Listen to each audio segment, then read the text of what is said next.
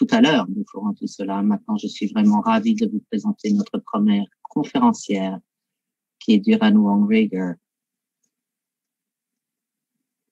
Elle va parler sur le sujet de ne laisser personne pour compte, plusieurs voies d'accès aux thérapies transformatrices. Tout d'abord, elle est présidente et PDG d'une organisation canadienne pour des maladies rares et au niveau de maladies internationales rares, elle a été aussi conseillère sur de nombreux panels en Ontario au niveau des groupes de travail pour les mutations et les génétiques et au niveau des initiatives de santé et d'autres. Son point de vue va être vraiment précieux pour les patients et les familles. Et si vous ne me croyez pas, prenez donc le journal le Ottawa Citizen. Voici un issu de la presse. Vous pouvez voir que ce sont des pionniers pour les bébés. Ce sont des traitements génétiques pour les maladies rares. On aurait pu rêver à mieux. Et l'Université d'Ottawa travaille sur cette question depuis pas mal de temps. Nous sommes vraiment ravis que cet article soit publié juste maintenant. Sans plus attendre, je voudrais accueillir Duran Wong Rieger pour le colloque et elle a la parole pour 15 minutes. Voilà.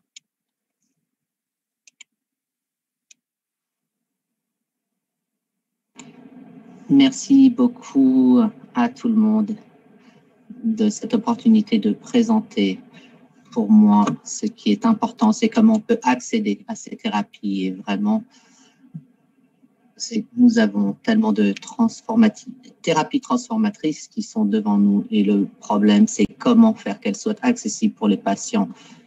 Parce que ça sert à quoi d'avoir des thérapies si elles ne sont disponibles? Et vous entendrez parler plus tard des avancées vraiment spectaculaires établies par le Canada et aussi des expériences du passé pour rendre ces thérapies accessibles aux patients. Donc, je vais commencer par parler au niveau des maladies rares. Toutes les thérapies génétiques ne sont pas pour les maladies rares, mais tout le monde sera d'accord que le point de départ de ces thérapies, ce qui inclut les technologies derrière le vaccin de la COVID, commence toujours au niveau des recherches de traitement pour les maladies rares. Et cela vous donne un petit aperçu au niveau des délais et des événements qui nous ont amenés où nous en sommes aujourd'hui au niveau des thérapies génétiques et des thérapies transformatrices qui font partie de cela. En 1983, on a commencé aux États-Unis avec la loi sur les médicaments orphelins. Et avant 1983, il y avait seulement 10 thérapies pour des maladies rares. Et depuis, il y a eu plus de 700 médicaments pour des maladies rares qui ont été approuvés aux États-Unis, à peu près 300 à 400 aussi en Europe. Et vous pouvez voir que dans d'autres pays, ils ont aussi adopté des lois pour les maladies rares, surtout les Grande-Bretagne en 1989, où ils ont passé une loi qui est devenue, de ce fait, un centre vraiment important pour la recherche et le développement des maladies rares. Taïwan, Corée du Sud, qui produit vraiment des recherches importantes au niveau des maladies rares en ce moment. Le Canada aussi. Je le mets ici quelquefois avec un point d'interrogation, car nous essayons vraiment de trouver notre place au niveau de la recherche et du développement des maladies rares. Et je pense qu'il nous faut encore travailler et nous affiner. Et vous verrez au niveau des recherches qui ont lieu en ce moment. Donc, pour vous dire qu'au niveau des traitements pour les maladies rares, il y a vraiment des défis, comme nous avons dit, en partie parce que, bien sûr, il y a des problèmes au niveau des données probantes et au niveau de leur disponibilité pour les études. Nous avons moins d'expérience, par exemple, moins d'expérience qu'avec les médicaments traditionnels. Quelque chose dont vous avez peut-être entendu parler hier, c'est comment est-ce qu'on peut passer à l'action et élaborer une stratégie. Au Canada ou dans d'autres pays, nous sommes vraiment ancrés dans ce qui est la meilleure valeur pour l'argent. Et vraiment, ceux qui payent sont vraiment réticents à fournir les thérapies, car il y a de l'incertitude puisque ces thérapies sont nouvelles. Et la façon dont nous payons pour les thérapies et pour ces thérapies transformatrices ont des coûts vraiment importants. Et il est difficile de les faire rentrer dans un budget, mais encore au niveau des contrôles de mise en marché et de gestion à long terme, ceci doit être mis en place et cela ne fait pas encore partie de notre système. Donc, les thérapies transformatrices sont définies comme des thérapies qui sont livrées par une intervention unique et pour un traitement à court terme qui montre un bénéfice important, substantiel pour la durée de vie du patient. Mais c'est le contexte aujourd'hui. Une question importante, c'est la différence au niveau de la perception par les différentes parties prenantes et par les patients. Voici un traitement qui non seulement sera effectué en une seule fois et qui sera vraiment facile à administrer, mais qui pourrait durer pour toute une durée de vie avec des bénéfices à long terme. Donc, quand on parle aux cliniciens, bien qu'ils soient enthousiastes, ils sont aussi préoccupés au niveau de la mise en place à grande échelle, même si cela représente une petite population. Est-ce que nous avons les capacités d'être efficaces? Les évaluations au niveau des technologies de santé, les points de vue économiques, bien sûr, sont un défi et bien sûr, les répercussions des pairs sont aussi importantes quand on parle des méthodes traditionnelles, c'est-à-dire quand le patient peut accéder à ces thérapies.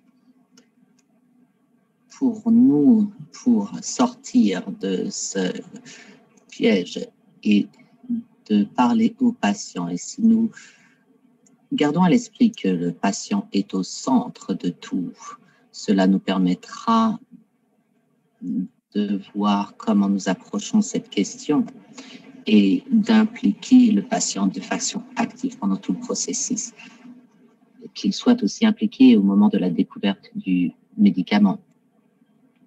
Et les thérapies sur le patient ont des répercussions au niveau du financement de la recherche, mais aussi afin de définir les points, les finalités. Et donc, il nous faut évaluer ce qui est valable pour le patient.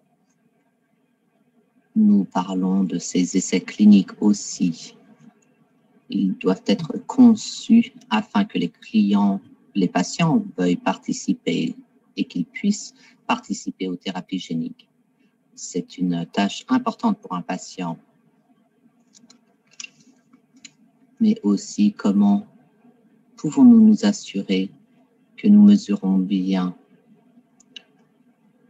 et qu'ils sont évalués en fonction des règlements, qu'il y ait des évaluations technologiques, quels sont les avantages, les coûts et avantages, comment est-ce qu'on peut mesurer l'efficacité, non seulement pour l'administration, mais au niveau de la durée de vie du médicament et comment est-ce qu'on peut travailler aussi avec les payeurs pour s'assurer qu'ils soient disponibles.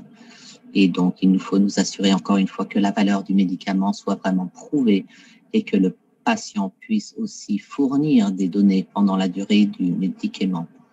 Donc, quand on parle d'une administration en une seule fois où le patient n'a peut-être pas besoin d'être impliqué avec le système de santé, cependant, il nous faut qu'il soit impliqué, que ce soit au niveau d'une sécurité et pour démontrer l'efficacité des thérapies. Donc, voici pourquoi nous devons travailler avec la communauté des patients. Pour nous, c'est un défi vraiment important pour nous assurer que les thérapies soient fournies aux bonnes personnes.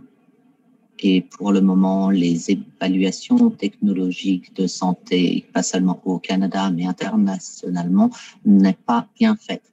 Les méthodes utilisées ont été conçues pour le type de thérapie que nous utilisions dans le passé pour comparer une amélioration mineure par rapport à une ancienne thérapie, alors que nous apportons à table quelque chose qui est foncièrement différent. Nous n'avons pas la capacité de mesurer bien, pas plus que nous faisons avec les vaccins pour la COVID en ce moment. Si vous demandez en ce moment comment est-ce qu'on peut démontrer l'efficacité du coût de ce vaccin, il n'y a aucune façon où vous pourriez prendre une mesure traditionnelle pour prouver. Ce n'est pas pour dire que nous ne sommes pas prêts à dépenser des montants astronomiques sans aucune donnée probante. nous disons seulement que l'évaluation de valeur doit correspondre par rapport au traitement. Aussi, nous devons nous assurer que nous trouvons les bons patients. C'est essentiel. Les thérapies de CAR-T sont un bon exemple et que cela concernait une petite partie de la population qui ne répond pas aux thérapies traditionnelles. Donc, il y a une valeur. Il faut démontrer la valeur, mais aussi pour gérer les impacts dans les cliniques et au niveau du budget. Donc, c'est important. Et alors que nous gardons les patients vraiment impliqués pour continuer à recueillir des données, et encore une fois, cela fait partie du processus pour que ces thérapies soient plus disponibles. J'essaye d'aller à la diapo suivante. Nous y voyons. Nous pouvons faire ceci de façon diverse. Je ne vais pas rentrer dans le détail, mais je suis ravie de voir que certaines de ces thérapies transformatrices sont vraiment bien gérées. Il y en a une de Luxturna, qui est une thérapie pour les patients qui souffrent d'une forme de maladie génitale. Et avec des technologies à haut risque, il y a aussi des évaluations au niveau de l'efficacité du coût. Et ils ont eu vraiment une perspective novatrice en se disant, on voit qu'il y a une durée de 40 ans et que si on mesure cela, on pourra prouver l'efficacité du coût. Nous n'avons pas les données pour 40 ans, mais nous pouvons tirer des hypothèses en fonction des données que nous avons déjà. Même chose pour Harvard Pilgrim, même thérapie aux États-Unis avec une approche autre, bien sûr. On s'est dit on va faire un contrat fondé sur les résultats au niveau des thérapies géniques. Et ce que nous allons faire, nous allons impliquer une réduction des méfaits et une atténuation du contrat avec les prestataires. Et nous effectuerons les paiements dans une durée et ces paiements seront faits en fonction du résultat. Donc, encore une fois, deux diverses approches pour que cette thérapie soit accessible aux patients avec ce sont des variations par rapport au modèle actuel utilisé pour les évaluations et ceci est vraiment important. Voici ce dont nous parlons. Et au niveau du COVID, cela est évident. Comment est-ce qu'on peut couper les coûts, réduire les coûts depuis le début du médicament jusqu'au patient. Donc, encore une fois, c'est un facteur important au niveau du coût de la thérapie, de s'assurer que nous ayons les patients et les cliniciens qui soient impliqués de façon précoce et qu'il y ait des évaluations. Encore une fois, comme nous avons dit, un cadre de coopération avec des prix justes et des budgets de santé qui soient durables. Nous avons vu qu'au niveau des finances, il y a des idées innovatrices, pas seulement aux États-Unis, mais ailleurs. Et de vraiment s'assurer que les patients restent impliqués à long terme pour que nous puissions surveiller les données et rapporter les données. Sans cela, nous n'aurons pas la valeur à long terme. Et nous pourrions élargir l'accessibilité des thérapies.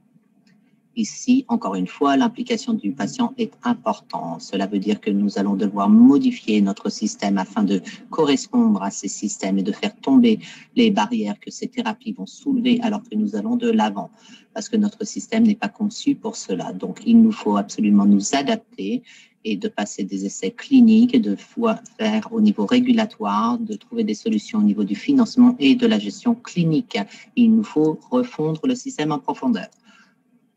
Voici maintenant au niveau des exigences actuelles. L'un des points importants, c'est que nous voulons nous assurer qu'elles seront utilisées de façon correcte et être utilisées sur les bons clients et que nous pouvons accéder les centres des experts.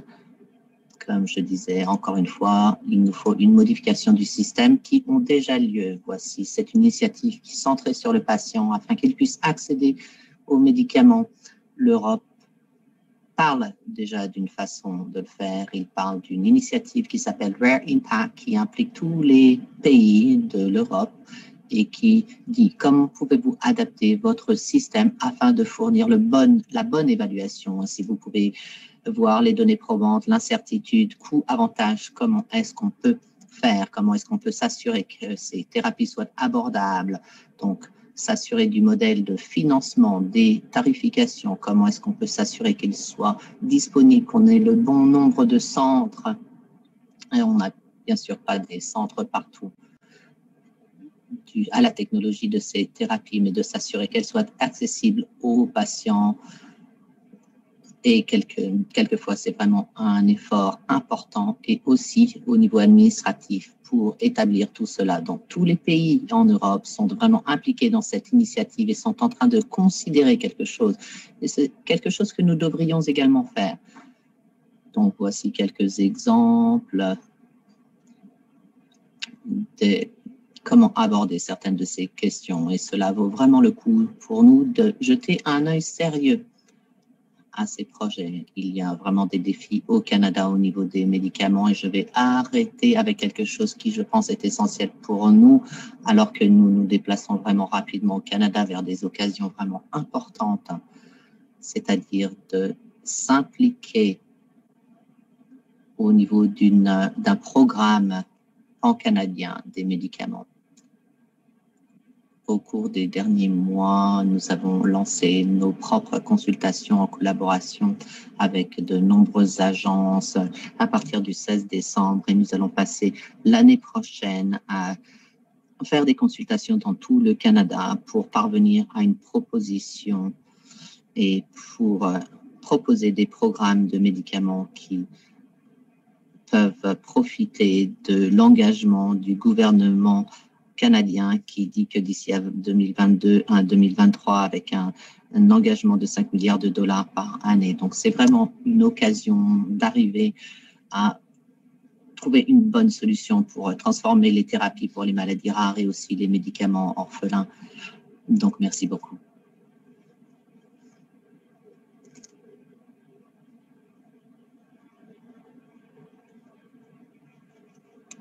Merci beaucoup. Je pense que nous sommes arrivés à un point où j'aimerais poser une question rapide.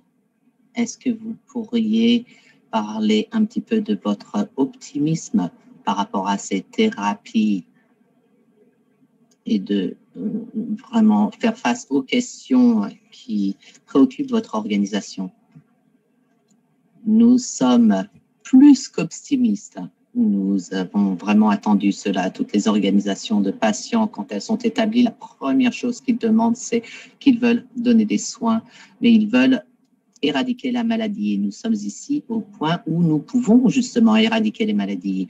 Donc, c'est quelque chose, je n'étais pas sûre que cela se passerait durant ma vie, je n'en étais pas certaine. Donc, que cela soit possible, c'est absolument incroyable. Et pour nous, quand on voit ce que le Canada fait pour faire partie de cela et au niveau des thérapies génie,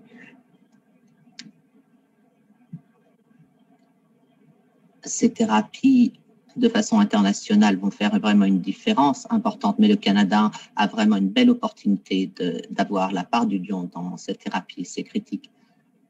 Merci beaucoup, Durain. C'est une façon merveilleuse de compléter votre conférence.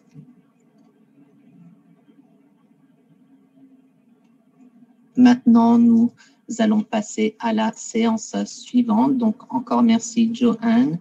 Et je sais que vos commentaires ont été vraiment très appréciés.